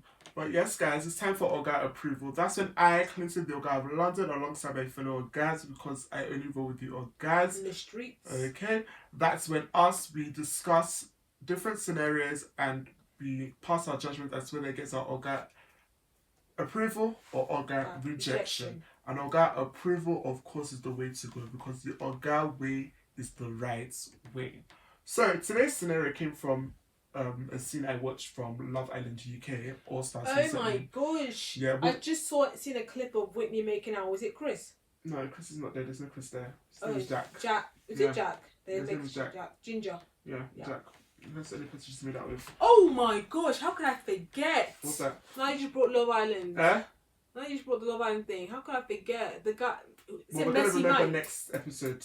Him about Whitney. It's Whitney's we're hair. We're gonna remember that for next episode. Okay, we'll do with that then. And India, he came out as well. Yeah, we'll do with that next episode. But yeah, Oga approval. So what happened was like Shaq, he introduced himself back to the show and everything, and we're like, oh, and you know that he was like in a popular relationship. Shaq is black. And there's a relationship with Tanya. You got me. I was about to be scared and told me that he was. No offense. But yeah, Shaq is black and there's a relationship with Tanya. It's quite. Oh, I know you know about. Of course, like us black people, we're very aware of ourselves now, so we know that's. And our focus was there. So yeah, it was a relationship with this girl Tanya. With Jennifer, I think. Yeah, I think I spoke about it with Jennifer. But like, yeah, he came back onto the show and they basically were like, oh, what was the reason for the end of your relationship? And he was like, oh, I called another girl beautiful. I said, huh? So today's Oga courts. Oga approval. Is it okay to end a relationship because your partner compliments the opposite sex? No, I would find it weird if you don't. I would find it weird if you don't. You know how those girls be like, why are you checking out that girl? Yeah. Why are you doing this and that? I don't know, maybe I'm weird, right? But if you don't see, like, if a girl is good looking and all that stuff and she passes and you just don't look or anything like that, I'm gonna like question you, be like, why are you trying to evidence it? What do you mean? No, I'll be thinking like, bruh, like, I'll really be questioning. There's more things that go in my head. I'll be like, so what do you count as pretty? Like, aren't you a guy? You're not serious. Don't you, what's it called? Like beautiful women? You're not serious. What's it called? Is it that you go for like other people? Do you think I'm ugly? You're not serious. Is that why you're on me? You're not serious with me. You're actually not serious. I don't know how you got to that. That's what I'll be thinking. I'm just thinking, if you're like, I'm not even saying like, oh, she's beautiful, like, you know, slap her on the ass or anything like that. I'm not saying that. I'm just like, I don't know, just no movement, no like, use your eyes and look. I'd just be like, Yeah. No, I definitely hear you on that. And it goes without saying, you being in a relationship doesn't change the circumstances of this earth. And that is that there are a number of beautiful women out there and there are probably a number of handsome men out there, that kind of thing. But I do feel like it's one thing to, you know, acknowledge the facts maybe in a conversation with your partner or in a conversation with your friends, like, oh, rah, that girl is a beautiful girl. And it's another thing to now actually approach that girl and tell them that girl is a beautiful girl. You're actually making efforts here if now. you like, I'm having a discussion, you see the girl and you just like go to like, oh, excuse me, I just want to tell you you're beautiful. Yeah, I'll be like, no. Seriously, yeah. Because even when you said it, I was like, is that really grounds enough to end a relationship? I'm like, maybe it is, you know. So it's only now that I'm actually really thinking out the scenario. But did he and as you've spoken, he actually went into further detail as the episode progressed, and you realise that it's not just that, and it's like, okay, now exactly we see exactly, you know, why this had to end. Okay, so like a Brooklyn situation. Yeah, exactly. Yeah, that kind of thing. So, but like, just in the intro, just like, yeah, I called another girl beautiful. That's it. And the word. So I was just like, in my head, I'm like, huh? So it really got me deep into. I'm like, oh, is that like grounds enough for people to end a relationship and such a long relationship that they had? And I'm now thinking about it, and you've now explained, you know, your thought process. And with what you're saying, you want him to like be raw and acknowledge the fact that there's a beautiful girl that's around. Like, what's but to step to a girl and to say you're a beautiful girl, that is becoming disrespectful. Well, there's some where I can understand. Like, have you seen Nicole Naomi Campbell? You're a fan. And that's different. I just be like, I need to tell you something, you're beautiful. I can understand that one. You're being a fan. But to see somebody just to see somebody out and about and you step to them, you're making an effort and you're making an effort now to disrespect your partner. So yeah, I can see why somebody's gonna have an issue with that. So now that I'm thinking about it, it gets my Oga rejection. I ain't doing that. Guys, we should not be on that. Or if you call another person beautiful. If you like compliment another girl, like as a guy, if you compliment another girl, that's not getting my Oga approval. If you compliment another girl, I have no issue with that. But like when as I've explained, that step to a girl and compliment her. Okay, if you step to her, compliment her, that gets my Oga rejection. Yeah, what's it called, rejection. That gets my Oga but if rejection. you're just saying what's it called, wow, that girl's beautiful. No, that's normal. That's normal. I love her outfit. Yeah. Then I think people that want their partners to ignore that are psycho. You actually want, like, you're running mad and you want your partner to run mad. Exactly. Like, nothing is changing over here. You're not you may be the prettiest girl in that person's life. You may be the prettiest girl in my life, but of course there are other pretty girls here. Even you, man, you if you're normal, you will recognize the fact that there are other pretty girls here. So the same way you're seeing a fine babe, the same way me too, I'm seeing a fine babe, and it's okay. It doesn't mean that it's going to change the fact that you are the fine babe that I've chosen to be with. Let's be secure here. You have a celebrity crush? Sharon Oja. Yeah, how can I forget your Sharon Oja. Sharon your Oja wife that was stolen? I'm telling you, we're still, like, honestly, that's even why it took me so long to recall, because the way I've just had to... Dude, I just remember all the, the messages. Cuckoo was like, because I want to check if Clinton is okay. When they found that she was engaged. Lord, no, Sharon Oja is a beauty. Like, that girl is, like, unreal beauty. That's what that is, unreal beauty. Yeah, like, that's the reason why. That's why I'm like, I don't believe it. That's why I'm like, I don't believe it. No, unreal beauty. It's that just like, it's two people. I'm like, Yeah, like my wife, if I can't compliment her, like my wife should have an issue. If I don't know I'm a fan, babe. So don't have an issue. I'm telling you now, okay? And this may be the only time I see Sharon. I'm telling you, like, Sharon, you're beauty, You're beauty. You even make long eyelashes look good. No, Sharon is a beauty. Like, nah. Do you know who I think is like a real beauty? Ryan Destiny. Oh no, yes. I think she's a beautiful woman. Yes, that girl is flawless. Like borderline AI. Yeah, she's like AI, right? No, that girl's fine.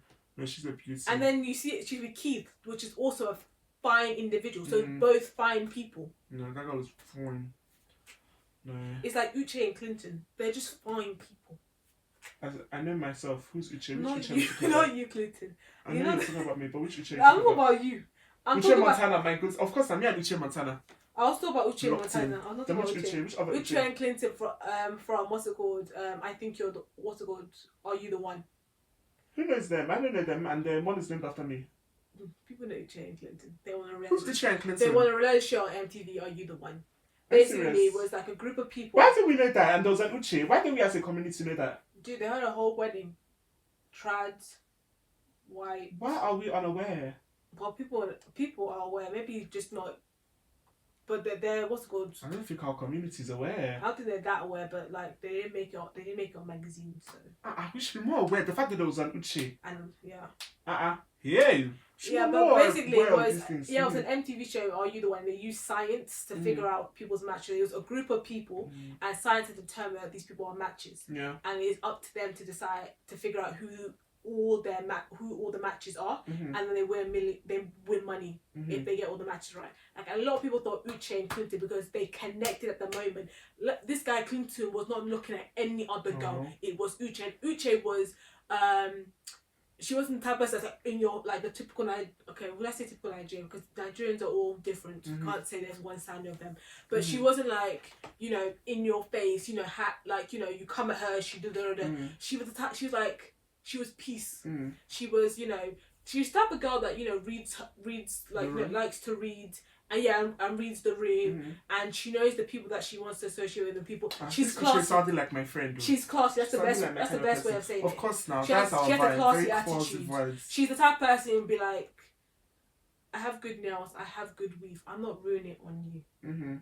And just walk away and go to her group.